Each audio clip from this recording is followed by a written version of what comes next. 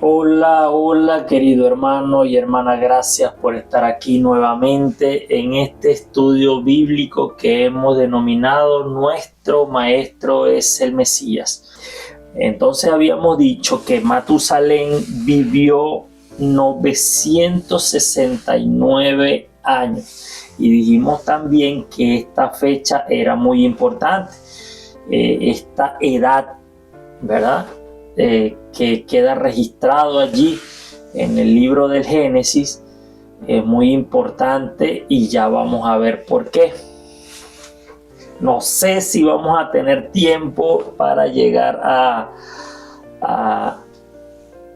revelar la importancia de los 969 años de Matusalén, dependiendo del tiempo, sino para un próximo encuentro. Lo importante es que ustedes recuerden bien, Matusalén vivió 969 años.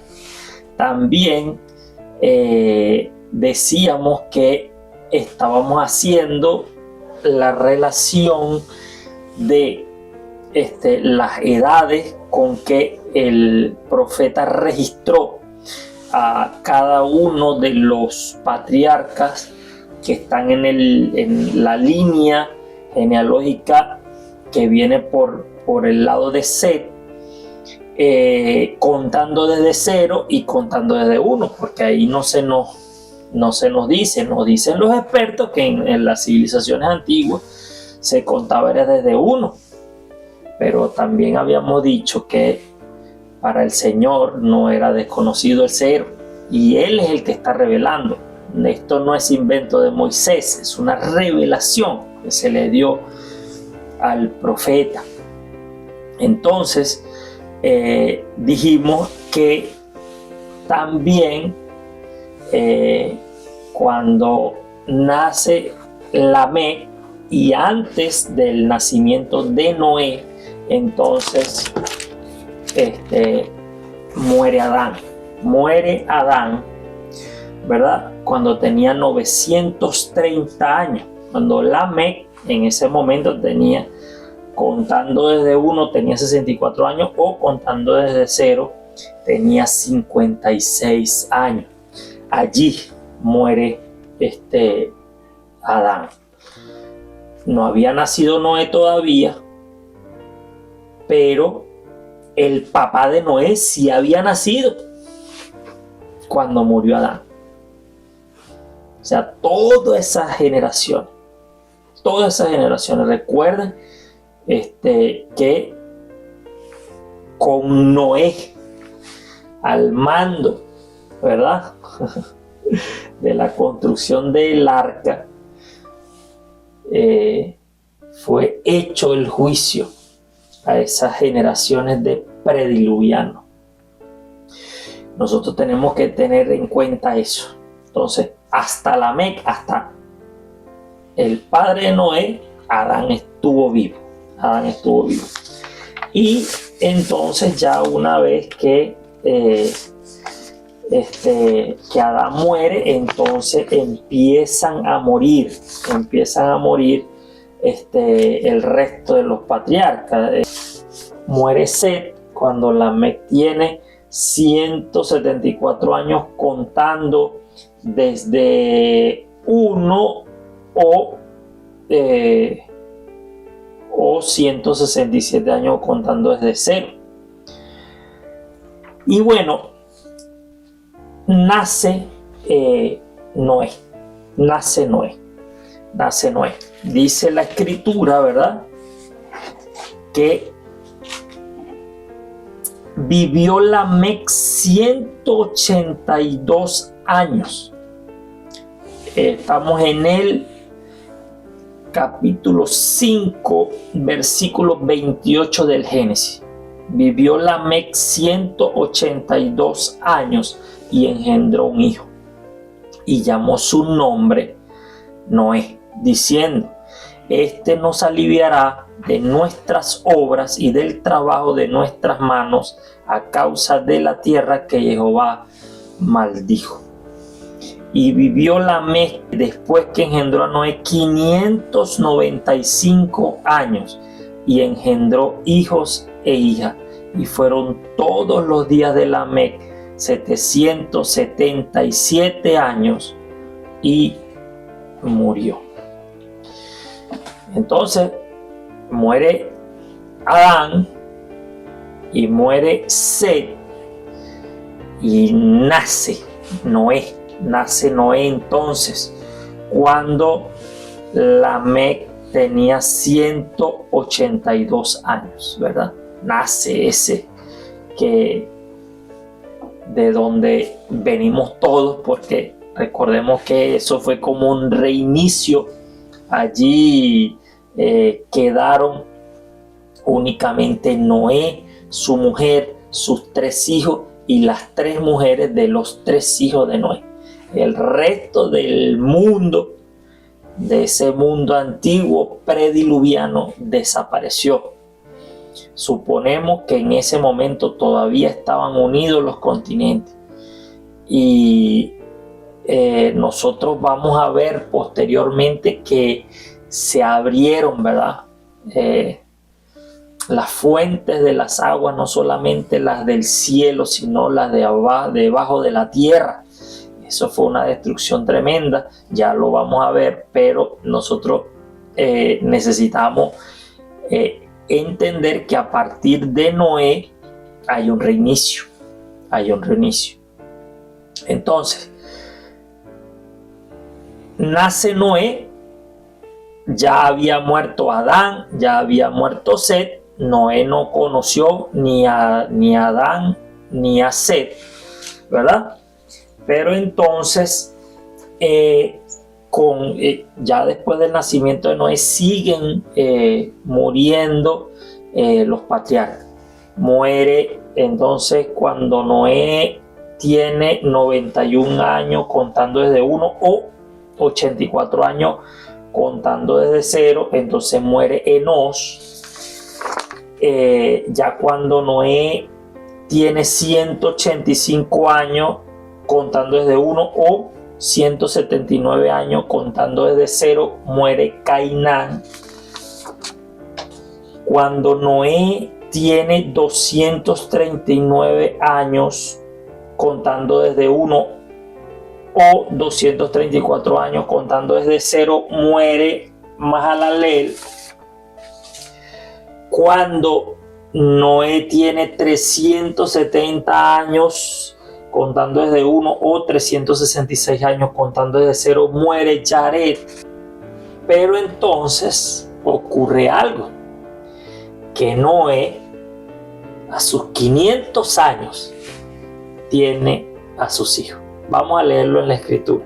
Dice lo siguiente: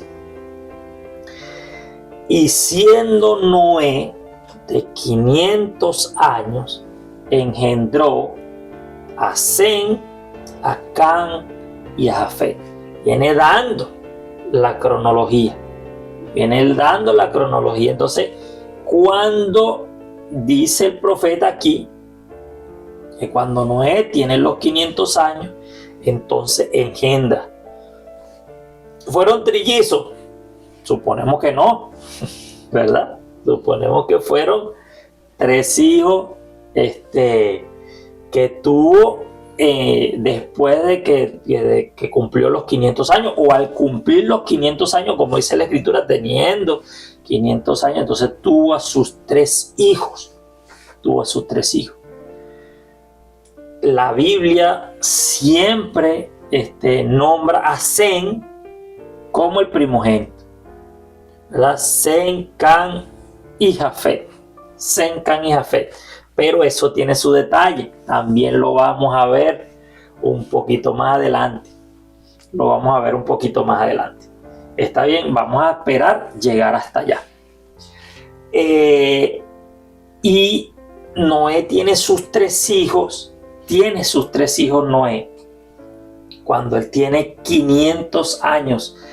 En el año, si contamos desde 1, sería en el 1547 de la humanidad después del pecado o a partir del pecado, ¿verdad? Que es que tenemos esta cuenta cuando los hombres empiezan a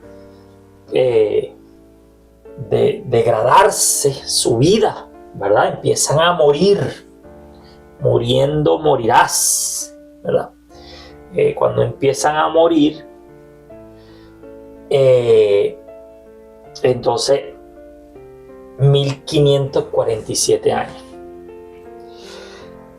contando desde 1, y si es contando desde 0, 1556 años de la humanidad, cuando Noé empieza a tener sus hijos.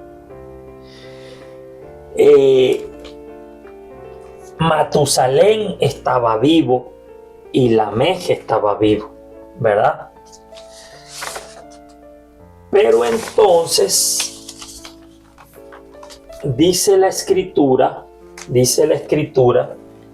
aconteció, capítulo 6, empezamos en el capítulo 6 del libro de Génesis, versículo 1, dice la escritura, aconteció que cuando comenzaron a los hombres a multiplicarse sobre la faz de la tierra y le nacieron hijas, que viendo los hijos de Dios que las hijas de los hombres eran hermosas, tomaron para sí mujeres, escogiendo entre todas.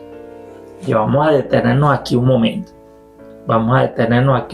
Porque es importante que nosotros, ¿verdad?, entendamos bien este texto. ¿Por qué se lo digo? Porque este texto ha traído mucha polémica. En este texto ha habido mucha polémica. Porque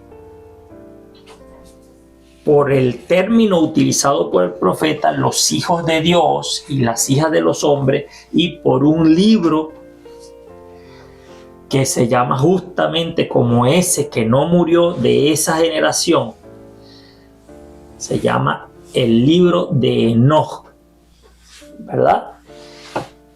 Entonces se habla de que en ese libro hablan de que esos hijos de Dios eran ángeles caídos.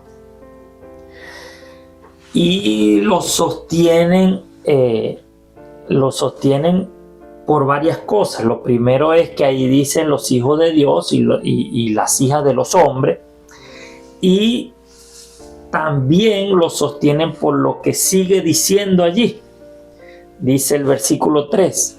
Y dijo Jehová: no contenderá mi espíritu con el hombre para siempre, porque ciertamente él es carne, mas serán sus días 120 años. Hasta en ese momento los hombres vivían muchísimo tiempo, ¿verdad? Ya lo estamos viendo con la genealogía de la línea de Set. Vemos cuánto duraban esos hombres. Entonces allí dice el Señor: más serán sus días 120 años. Y dice el versículo 4: habían gigantes en la tierra en aquellos días, ¿verdad? Habían gigantes en la tierra en aquellos días, y también después que se llegaron los hijos de Dios a las hijas de los hombres y les engendraron hijos. Estos fueron los valientes que desde la antigüedad fueron varones de renombre. ¿Por qué sostienen esos versículos posteriores toda esa teoría de que esos hijos de Dios que nombran en esos versículos eran ángeles caídos? Porque la palabra que se utiliza allí para gigante es Nefilim. Y Nefilim, ¿verdad? Nefilim es una palabra que viene, su raíz es la palabra nefal, que es caído. Y entonces por allí existe esa, digamos, esa suposición a partir de ese libro, a partir del libro de Enoch. El libro de Enoch no es un libro que sea extraño para el mundo judío, no es. Es un libro que es judío, es un libro judío. Pero ese libro no está en el canon de la Biblia hebrea, del Tanaj, de los libros que nosotros tenemos en el Antiguo Testamento. Ese no es un libro de esa Biblia. Y, hermanos, miren, esta es una opinión muy personal, hay que decirlo tal cual. La opinión que yo tengo con respecto a eso es que el Señor ha protegido su palabra en el transcurso de los años con poder, así tal cual como ha protegido el séptimo día, así como ha protegido la semana de 7 días, así también ha protegido su palabra. La semana de 7 días no tiene ningún basamento astronómico, ni astrológico, ni lunar, ni solar, nada. La semana de 7 días es por voluntad de nuestro Creador. Piensa en eso cuando pienses en el sábado, ¿verdad? Eso es una gran verdad. Pero así como el Señor ha protegido su semana y su santo día de reposo, también ha protegido su palabra. Nosotros debemos entender que la palabra de Dios ha estado desaparecida incluso del pueblo a los cuales se les dio guardarla, ¿verdad? Hay testimonio en la Biblia, eso lo vamos a estudiar. Se perdió y después la encontraron. Y a medida que ha pasado el tiempo, pues que los escribas judíos también hicieron su trabajo, que eso hay que reconocerlo. El apóstol Pablo dice que a los judíos, a los israelitas les fue dado guardar la palabra de Dios, a los judíos sobre todo. Bueno, a los levitas sobre todo, ¿verdad? A ellos les fue dado guardar la palabra de Dios. Y ellos hicieron también su trabajo, que los manuscritos antiguos que han encontrado coinciden en muchísimos, o sea, la mayoría de las cosas que están allí escritas en esos manuscritos antiguos, pues coinciden con los textos que nosotros tenemos hoy. Estamos hablando de 3.500 años, hermano. 3.500 años. Aproximadamente. Ahí van a empezar a discutir unos y otros. No agarren un número redondo, 3.500 años.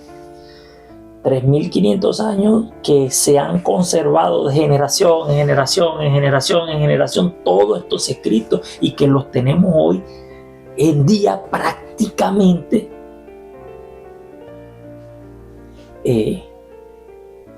con muy pocas variaciones, hay que decir.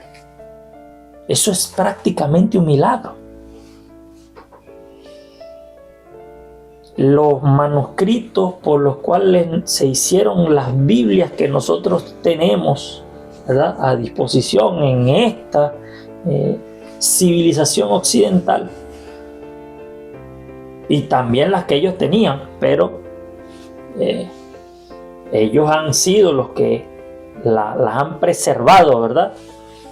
Yo creo que el Señor es sabio, Él no se equivoca a quien le da sus misiones, y su palabra se ha conservado, y hay que decirlo, se ha conservado porque el pueblo de Israel la ha conservado. Hay que decirlo. Gracias a ellos nosotros tenemos la palabra de Dios aquí. Y tienes que entender que los discípulos de Jesús eran judíos. Y tienes que entender que Jesús era judío. Nació como judío, vivió como judío y murió con un cartelote arriba en la cruz. Decía: el rey de los judíos. ¿Verdad? Así que si tú dices, no, el Antiguo Testamento, no es el Antiguo Testamento. Es que tú conoces la doctrina de la salvación por esos 12 que Cristo escogió Él mismo para que a ti y a mí nos llegara la palabra. Y eran judíos. Esos 3,000 que se convirtieron en Shavuot, en Pentecostés, luego de la palabra de Pedro, allí, en Hechos, eran judíos.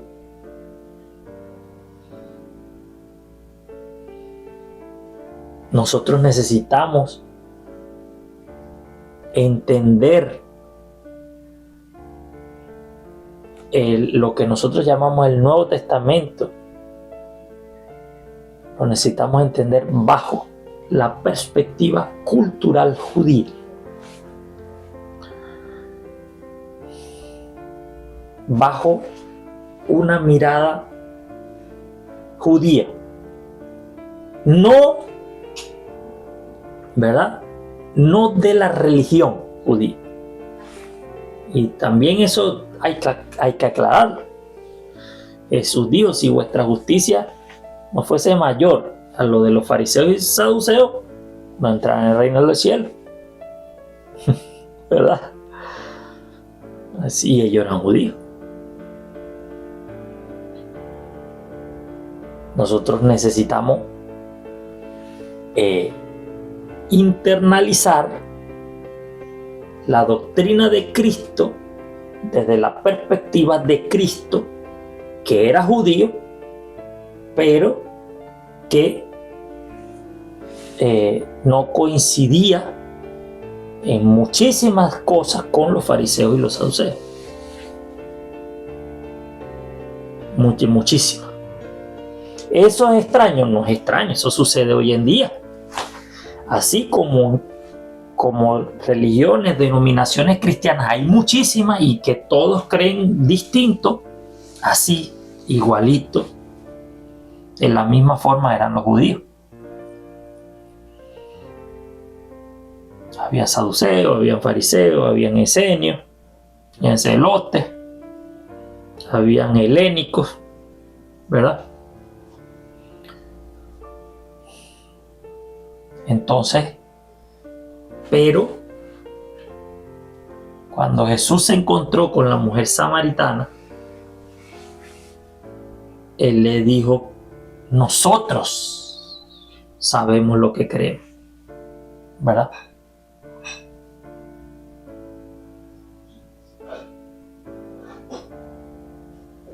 ¿A qué se estaba refiriendo Jesús cuando dice esa expresión? Cuando defiende la creencia de los judíos delante de la mujer samaritana. ¿A quién se refería? ¿A los fariseos, a los saduceos, a los esenios, a los celotes? ¿A quién se refería? Porque estaba, él le dice a la mujer, la salvación viene de los judíos. ¿A qué estaba defendiendo él? Lo que siempre defendió, la palabra de Dios, que la tenían los judíos. La Torá, los profetas y los salmos. Allí estaba escrito sobre él. La palabra de Dios la tenían los judíos y ninguno cuestionaba. Incluso los saduceos, que era puro Torá, ¿verdad? Los saduceos era puro Torá. Pero esta es la palabra de Dios. Y si nosotros escudriñamos la palabra de Dios, entonces vamos a entender la doctrina de Cristo. Nosotros tenemos que aclarar este panorama que viene dado precisamente por el libro de Enoc. Ese Enoc es nombrado por Judas. Yo creo que ya en el encuentro pasado lo comenté. Es nombrado allí en su libro, Judas, el hermano de Santiago. Es nombrado allí Enoc, ¿verdad? Lo único es que la frase que él dice allí, que fue profetizada por Enoc, no aparece en el libro de Enoc. Al menos como allí está escrito, no aparece. Pero él nombra a Enoc como un autor. De estos también profetizó Enoc séptimo desde Adán. Entonces, bueno, allí entonces, tú sabes, sale la polémica.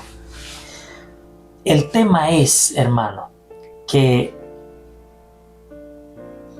nosotros, los que creemos en Cristo, somos llamados hijos de Dios. Y cuando nosotros decimos los que creemos en Cristo, no me puedo detener a pensar que es después del nacimiento de Cristo. ¿Cómo es eso, hermano? Eso es porque tanto los profetas como esa descendencia de Adán que recibió el mensaje de que vendría uno que aplastaría la cabeza de la serpiente, todos ellos creían en Cristo. Recuerde que Cristo es el Mesías. Todos ellos esperaban al ungido de Jehová.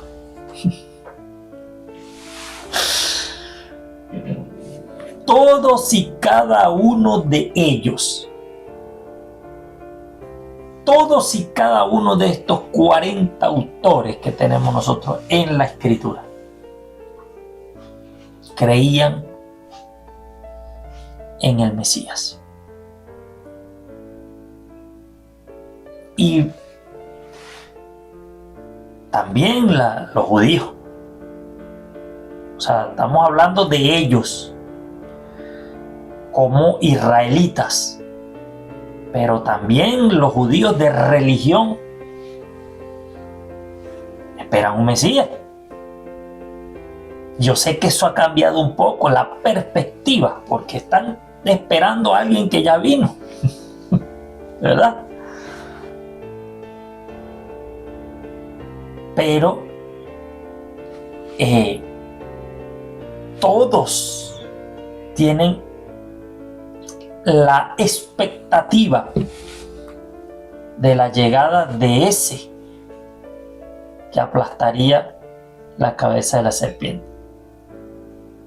Nosotros sabemos que Jesús, el Mesías prometido,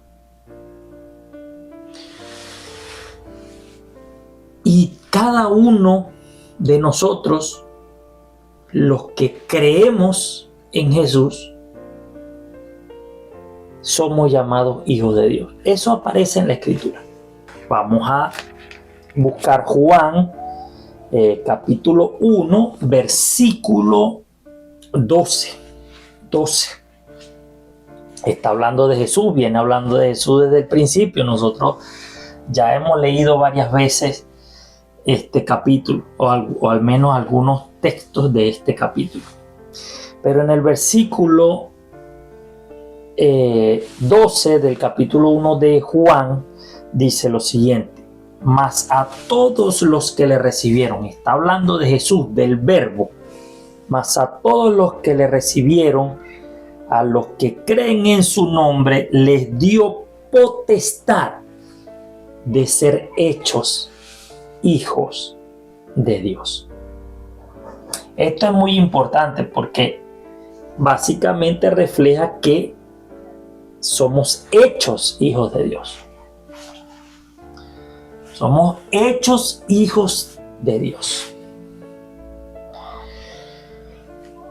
Y otro texto que vamos a leer para nosotros ver esto, ¿verdad?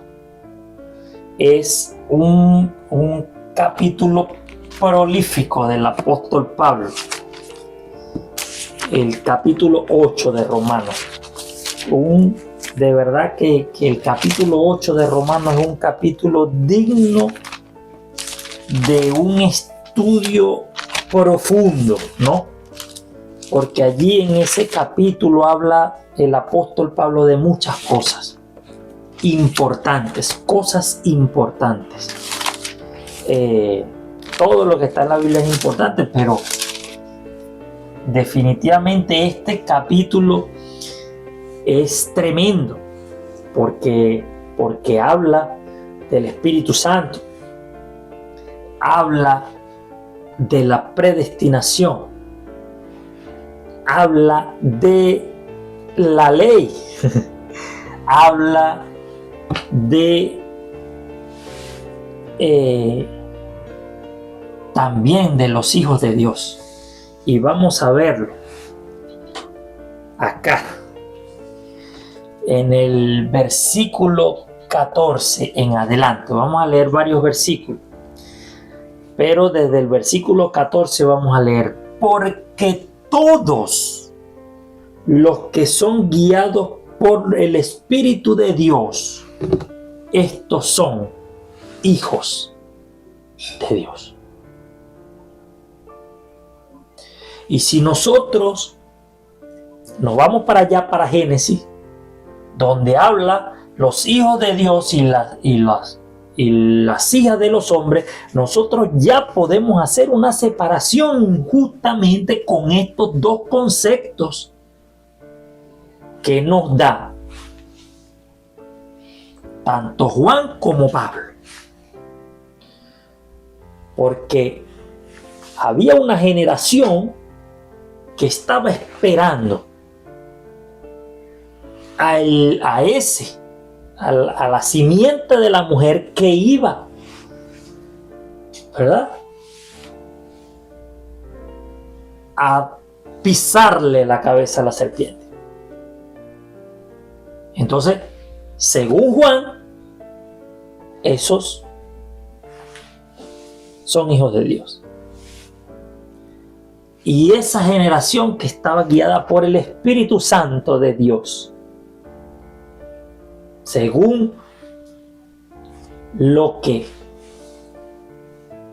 está reflejando el apóstol Pablo aquí en el capítulo 8 de Romanos, versículo 14, entonces cada una de las personas guiado por el Espíritu Santo, por el Santo Espíritu de Dios, ese es hijo de Dios. Al cual le podemos aplicar perfectamente ese estatus dicho allí en Génesis capítulo 6, los hijos de Dios. ¿Y qué pasó en ese mundo prediluviano? Que los hijos de Dios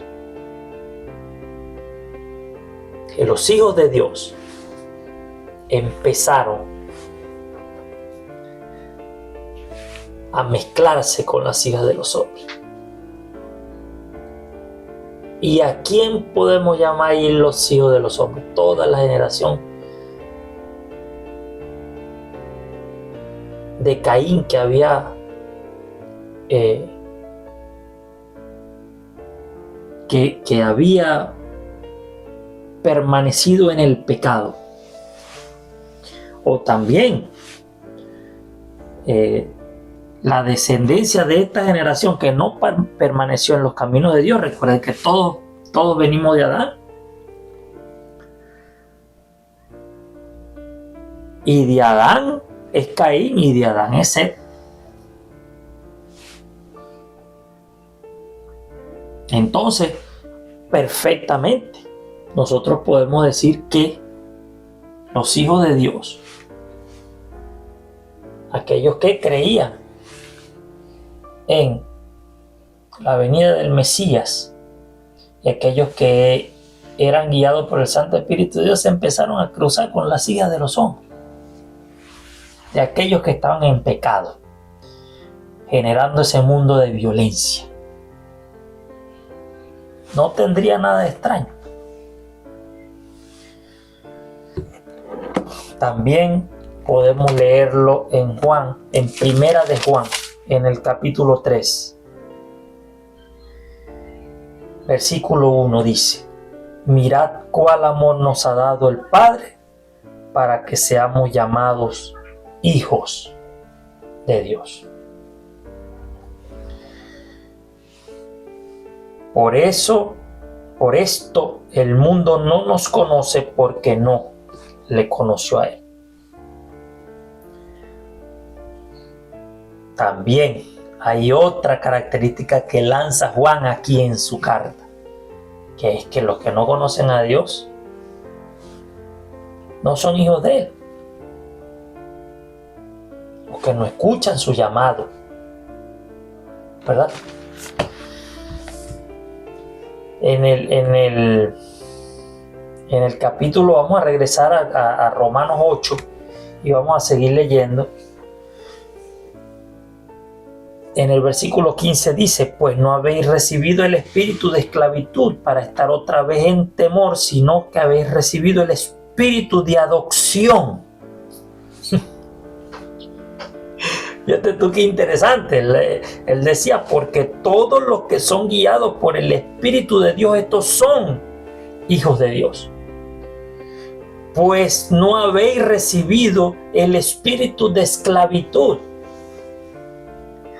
para estar otra vez en temor, sino que habéis recibido el espíritu de adopción, por el cual clamamos: Abba, Padre.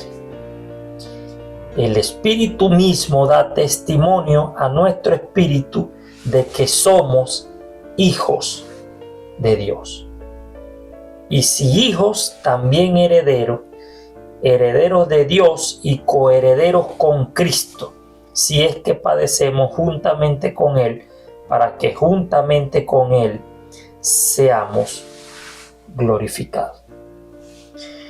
Pues tengo por cierto, sigue diciendo el apóstol, que las aflicciones del tiempo presente no son comparables con la gloria venidera que en nosotros ha de manifestarse, porque el anhelo ardiente de la creación es el aguardar la manifestación de los hijos de Dios. Estamos hablando de estos hijos de Dios. Ahora, hay que hacer una aclaración aquí. Porque hay una tendencia, sobre todo de aquellos que han buscado al Señor a través de las raíces hebreas de la fe. Y súper importante, muchos de los estudios que hacen a través de la Torá y cómo escudriñan las profecías y los mandamientos con respecto a la obra salvadora de nuestro Señor Jesucristo. No estoy desmeritando para nada eso. Todo lo contrario, me parece muy importante. Sin embargo,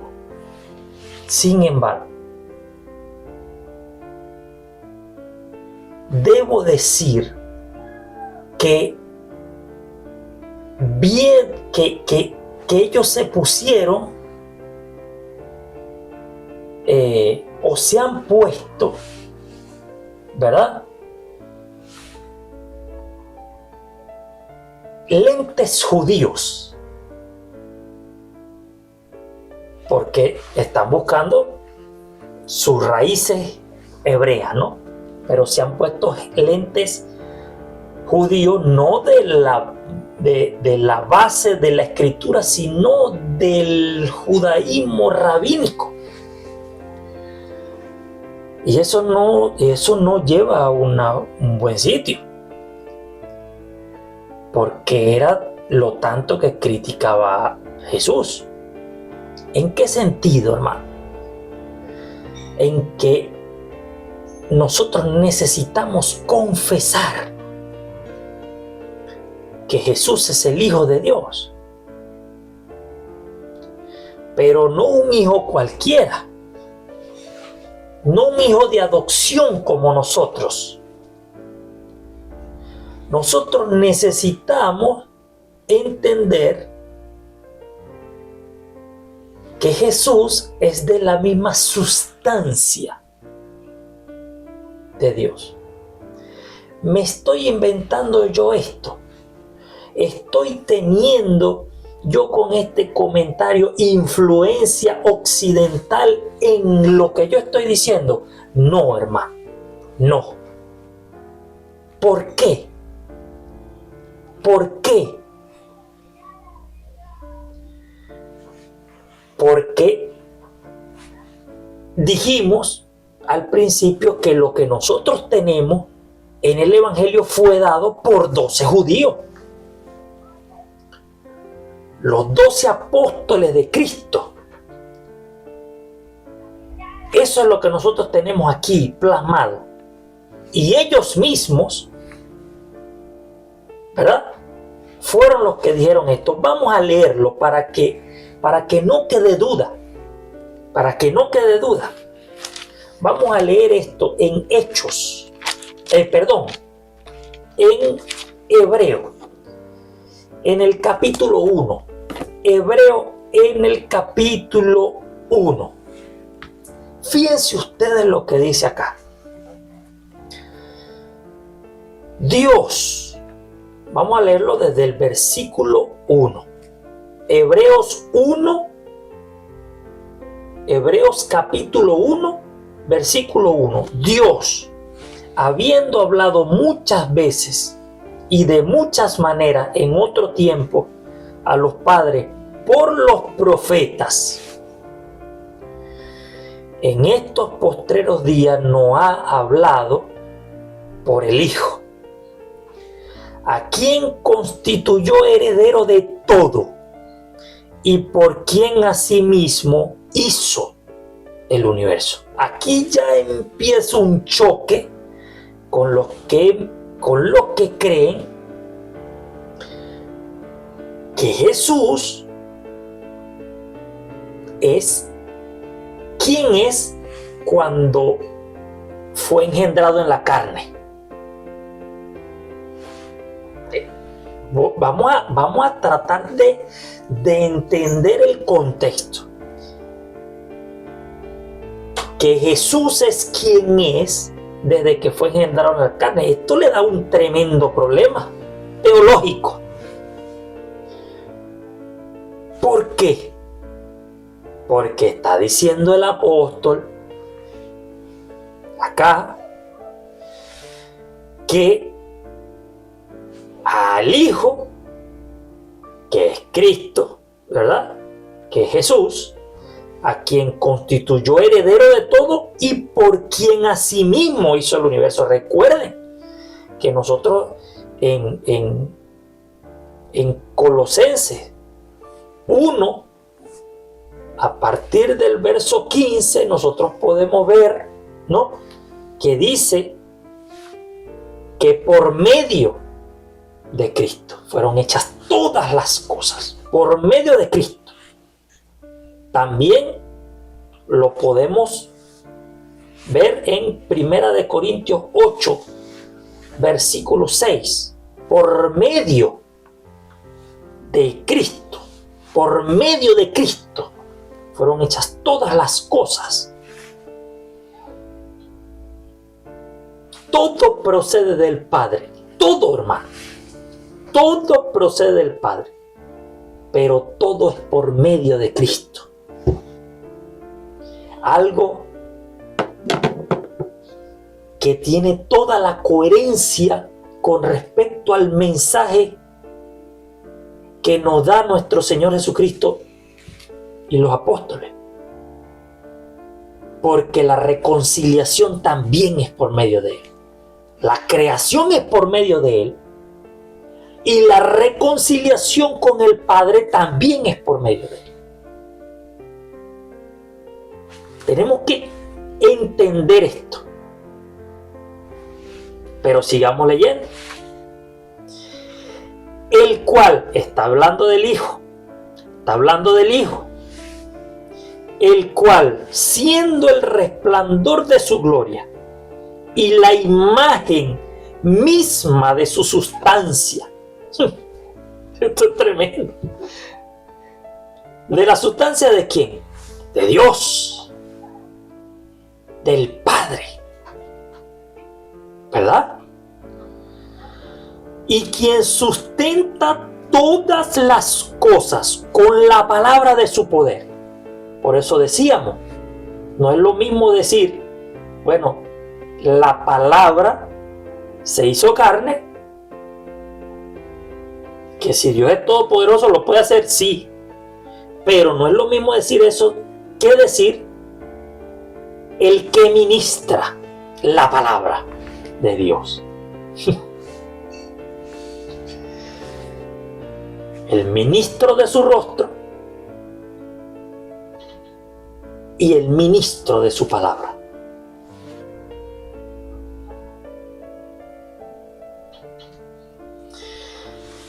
Dice, y la imagen misma de su sustancia y quien sustenta todas las cosas con la palabra de su poder, habiendo efectuado la purificación de nuestros pecados por medio de sí mismo, se sentó a la diestra de la majestad en las alturas, hecho tanto superior a los ángeles cuando heredó más excelente nombre que ellos.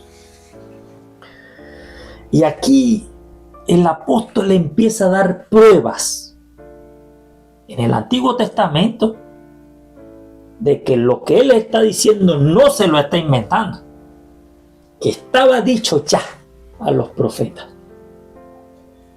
que el Hijo de Dios vendría en carne. Allí está el Salmos 2:7, ¿verdad? Deuteronomio 32:43, Salmo 104, versículo 4, Salmo 45, infaltable este salmo en la prueba de que ese que esperaban tiene un origen que no es humano, sino que se despojó de la gloria que tenía junto a su Padre, y se hizo carne para probar la justicia de Dios, para redimir, para perdonar al mundo, para salvar al mundo, para darnos vida eterna. No es, hermano mío, porque sí, porque si tú quieres hacer la voluntad del Padre, sea de la denominación que sea, tú eres mi hermano. Pero mi hermano, necesitamos creer que el Hijo de Dios vino en carne para salvar. No es esto una visión greco-romana de la obra de Cristo. No, te lo estoy diciendo por los libros judíos. Porque no me cabe ninguna duda que estos textos son judíos. De 12. No de los 12 tenemos escritos, pero los 12 aportaron a la obra del Señor. Así que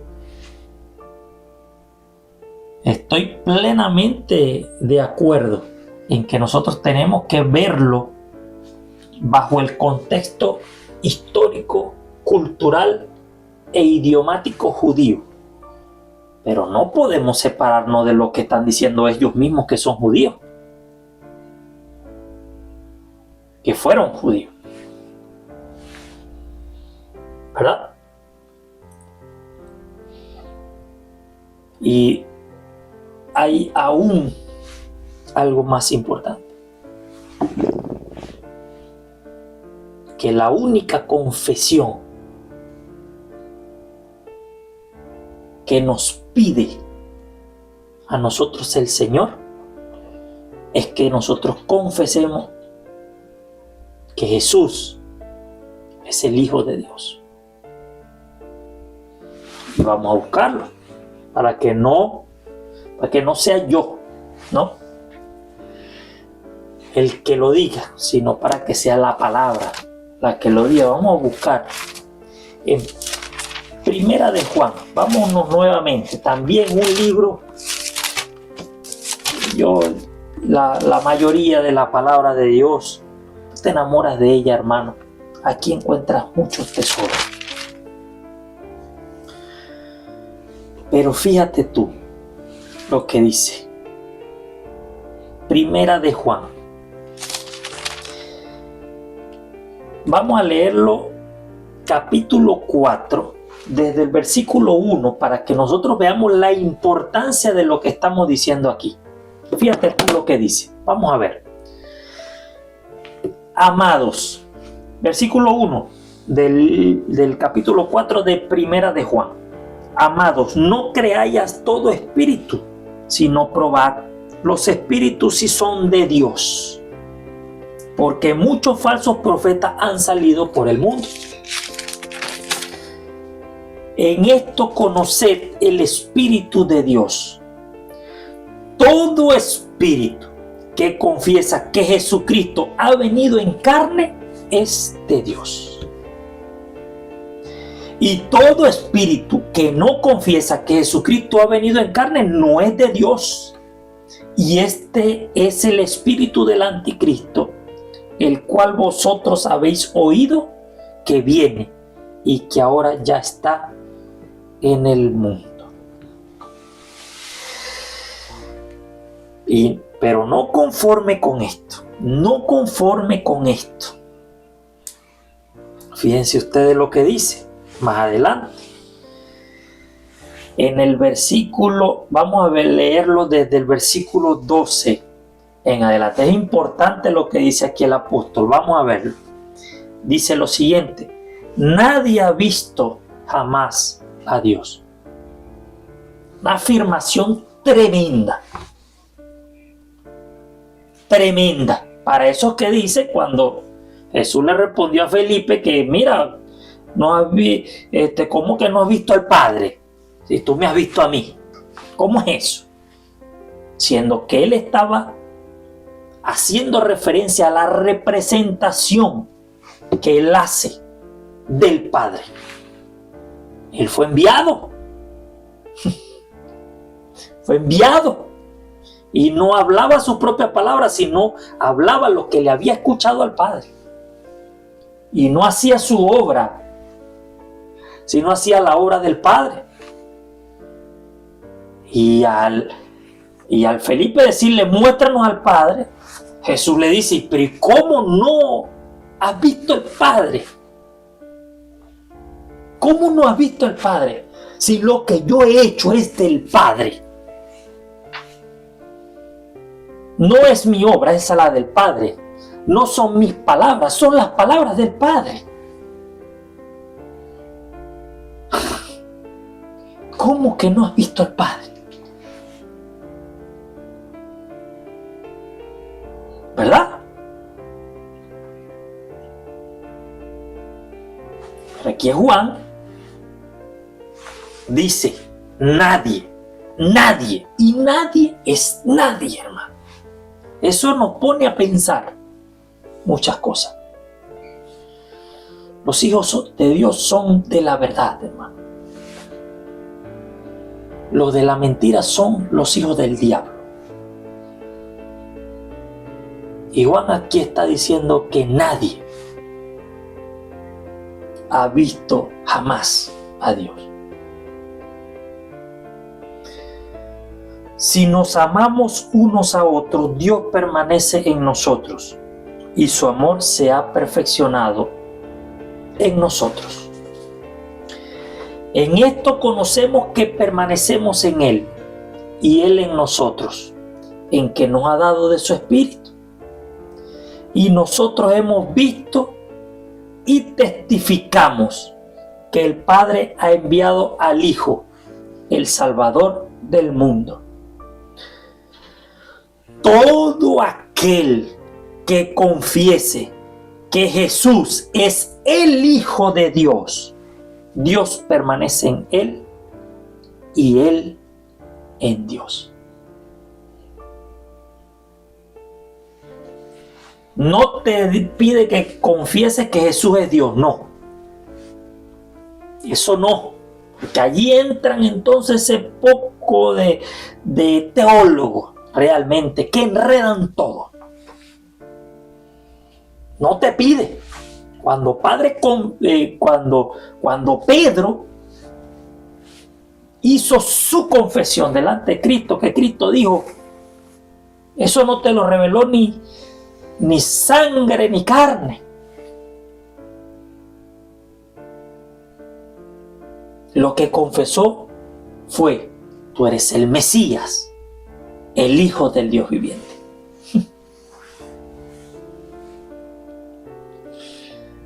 No confesó, no, tú eres Dios, no confesó eso. Confesó que él era el Mesías, el Hijo del Dios viviente. Y aquí Juan, entonces, te recalca, te lo pone allí claro como el agua, hermano, como el agua. Todo aquel que confiese que ese Jesús es el Hijo de Dios, Dios permanece en él y él en Dios. Así que no confundamos los hijos de adopción, tal como dice Romanos en el capítulo 8, ¿verdad? Hijos de adopción porque recibimos el Espíritu Santo. No confundamos.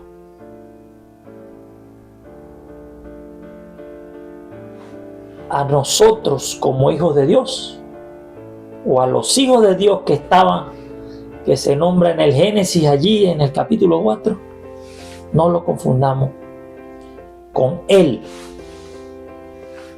Hijo de Dios, el unigénito Hijo de Dios,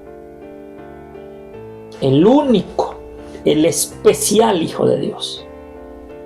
Si tú deseas entender bien esto, léete Génesis, el capítulo 22. Y ve allí cómo Dios llama a Isaac el único de Abraham.